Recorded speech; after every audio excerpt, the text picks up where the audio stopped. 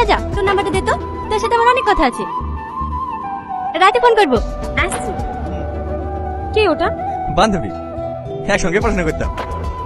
এখন তো আর পড়েন না, ও আপনার নাম্বার নিল কেনে? বান্ধবী নাম বলে লিখে হবে? কি হবে আবার? ছেলেটিকে আমার খুব ভালো করে চিনা আছে। ও রাতে ফোন করবে আর আপনি প্রেম করবেন। আমার সাথে তো হাজার হাজার ছেলে নাম্বার আছে, প্রপোজ করে। কই আমি তো অ্যাকসেপ্ট করিনি। কেন করবা? এখনই তো প্রেম করা বয়স। হ্যাঁ প্রেম করবো তো, আপনার সাথে বিয়ের পর। এইটা রাজা খাও, নরম হবে। তালসারগুলো কিন্তু খেতে ভালো, খুব মিষ্টি। এইগুলো না অত বেশি খাসনি, পেট খারাপ করবে। ভাই, তোর হাতে এখন টাকা পয়সা আছে? কেন?